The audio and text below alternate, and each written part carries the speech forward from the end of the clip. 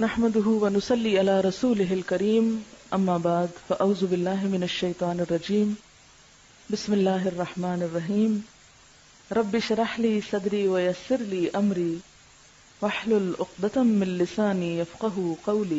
نبی صلی اللہ علیہ وسلم دنیا کا سب سے مشکل ترین کام لے کر اٹھے تھے اور اس کام کے لیے آپ نے اپنا سب کچھ کھو دیا تھا، ہر طرح کی قربانیاں کی، آپ کا بزنس اور آپ کی قوم کی ناراضگی، خاندان کی ناراضگی، اور اس کے علاوہ بھی بہت سی تکلیفیں، ہجرت، جہاد، کئی چیزیں، اور آپ کے بعد جو بھی اس راستے پہ چلتا ہے اس کو مشکلات آتی ہیں، کبھی معاشی پریشانیاں آتی ہیں، کبھی اولاد کا مستقبل تاریک نظر آتا ہے، کبھی لوگ ناراض ہوتے ہیں، رشتہ دار ناراض ہوتے ہیں، کبھی ساتھی کم ہو جاتے ہیں۔ ایسی صورت میں انسان کو کبھی بھی گھبرانا نہیں چاہیے۔ یہاں نبی صلی اللہ علیہ وسلم کو تسلی دی جا رہی کہ ہم نے آپ کو کوثر عطا کی ہے، لہٰذا آپ شکرانہ ادا کیجئے، نماز پڑھیے، قربانی کیجئے، آپ کا جو دشمن آپ کے خلاف ہے وہ آپ کا کچھ نہیں بگاڑ سکتا۔ حضرت انس رضی اللہ عنہ کہتے ہیں کہ آپ ہمارے درمیان مسجد میں تشریف فرما تھے کہ آپ پر ہلکی سی اونگ طاری ہو گئی، پھر آپ نے مسکراتے ہوئے سر مبارک اٹھایا تو ہم نے عرض کی کہ آپ کیوں مسکرا رہے ہیں؟ آپ نے فرمایا انزلت علی آنفا سورۃ، میرے اوپر ابھی ایک سورت نازل ہوئی ہے۔ پھر آپ نے بسم اللہ پڑھ کر سورت سنائی اور سورت سنا کر فرمایا اتدرون ما الکوثر، یعنی تلاوت بھی سنا دی اور پھر وضاحت بھی ساتھ ہی کر رہے ہیں، تعلیم دے رہے ہیں، کیا تمہیں معلوم ہے کوثر کیا ہے؟ تو لوگوں نے عرض کیا اللہ اور اس کا رسول ہی بہتر جانتے ہیں۔ فرمایا وہ ایک نہر ہے جس کا اللہ نے مجھ سے وعدہ کیا ہے، اس میں خیر کثیر ہے۔ اس نہر میں کیا ہے؟ خیر کثیر ہے۔ در حقیقت یہ ایک حوض ہے جس پر میری امت قیامت کے دن آئے گی، اس کے برتنوں کی تعداد آسمان کے تاروں جتنی ہوگی، اور اس سے کچھ لوگوں کو ہٹا لیا جائے گا تو میں کہوں گا کہ یہ میری امت ہے، تو مجھے بتایا جائے گا کہ آپ کو نہیں معلوم کہ آپ کے بعد انہوں نے دین میں کیسی کیسی نئی چیزیں نکال لی تھی۔ صحیح مسلم کی روایت ہے۔ بہرحال سورت کا محور یہ ہے، مرکزی مضمون یہ ہے کہ آپ صلی اللہ علیہ وسلم پر نعمتوں کا ذکر ہے، آپ کے مقام کی فضیلت کا بیان ہے، اور اس کے بعد آپ کو کیا کرنا چاہیے اس نعمت اور فضیلت کو پا کر، اس کا ذکر ہے کہ آپ شکرانے کے طور پر اللہ کی عبادت کریں اور بندوں کے حقوق کا خیال رکھیں۔ اس میں ہم دیکھتے ہیں کہ پچھلی صورت میں 4 چیزوں کی بات تھی، یا 4 خاص باتیں تھیں، جس میں سب سے پہلے تو بخل کا ذکر تھا کہ ایک شخص یتیم کی ضرورت پوری نہیں کرتا، مسکین کی نہیں کرتا، ان کو ذلیل کرتا ہے۔ دوسری چیز نماز میں غفلت کی بات تھی، تیسری چیز دکھاوے کی بات تھی، چوتھی چیز یمنعون الماعون، لوگوں سے خیر روکنے کی بات تھی۔ اس صورت میں 4 چیزوں کے کرنے کی بات ہے۔ سب سے پہلے بخل کے اپوزٹ کیا ہے؟ الکوثر، خیر کثیر، کہ اللہ سبحانہ وتعالیٰ نے آپ کو خیر کثیر عطا کی، خیر روکی نہیں آپ سے۔ نماز سے غفلت کا علاج کیا ہے؟ فصلی، نماز پڑھو۔ دکھاوے کا علاج کیا؟ لربک، اپنے رب کے لیے پڑھو۔ اور پھر یمنعون الماعون، اس کا اپوزٹ کیا ہے؟ ونحر۔ جو شخص یہ کام کرے، کون کون سے؟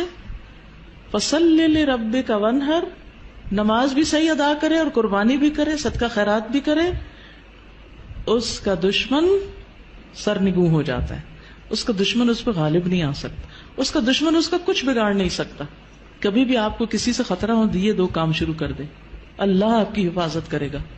مشکلیں آتی اس لیے ہیں تاکہ ہم اپنے آپ کو سیدھا کریں، نمازیں اور اچھی کریں، اور اس کے ساتھ ساتھ بندوں کے حقوق کی طرف توجہ کریں، کہاں کمی ہو رہی، کسی کے ساتھ زیادتی تو نہیں کر رہے۔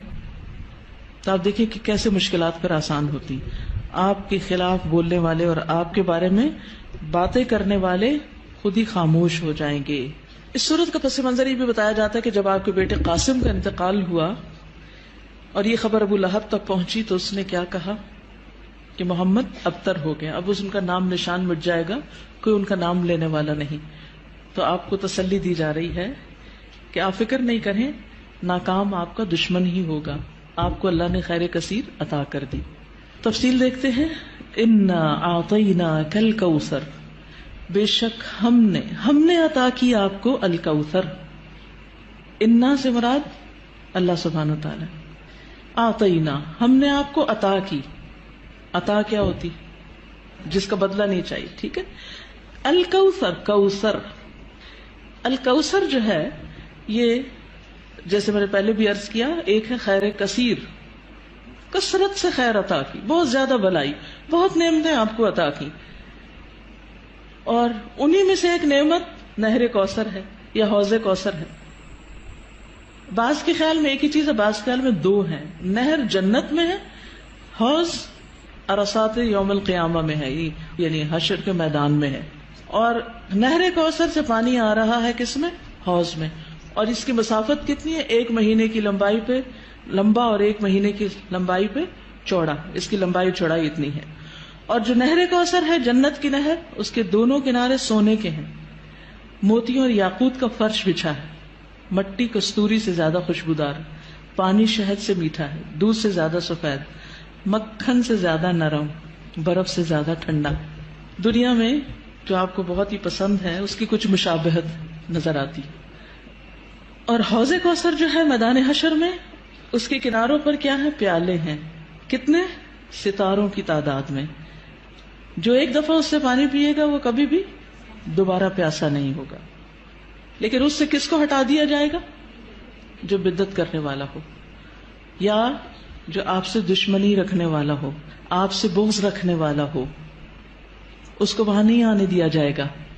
یا جو آپ کے دین سے بغض رکھنے والا ہو، نماز سے نفرت ہے، صدقہ خیرات سے، دین کا ہر کام میں مصیبت لگتا ہے۔ ایک یہ ہے کہ بوجھل ہونا، اچھا آپ سو کے اٹھے ہیں تو آپ کو بوجھل لگ رہا ہے نماز پڑھنا، وہ ایک فطری سی بات ہے، آپ تھکے ہوئے ہیں یا نیند میں ہیں۔ لیکن ایک یہ ہے کہ دل سے نماز کی چاہت ہی نہ ہونا۔ نبی صلی اللہ علیہ وسلم فرمایا کہ نماز میری آنکھوں کی ٹھنڈک ہے۔ ہمارے نزدیک نماز کا مقام کیا؟ ہم میں سے ہر ایک کو سوچنا چاہیے، میری زندگی میں نماز کا مقام کیا؟ مجھے نماز سے کتنی محبت اور چاہت ہے، کتنے شوق سے میں اس کی طرف جاتی ہوں، یا نماز بس خانہ پوری کی حد تک پڑھتی؟ کیونکہ یہ ہماری ایمان کا امتحان ہے۔ اس میں بہرحال یاد رکھیے، جس نے آپ صلی اللہ علیہ وسلم سے دشمنی رکھی، جس نے آپ سے بغض رکھا، جس نے آپ کی شریعت سے بغض رکھا، اس کے لیے پھر کوئی خیر نہیں، کوئی برکت نہیں، وہ حوض کوثر پر نہیں آ سکے گا۔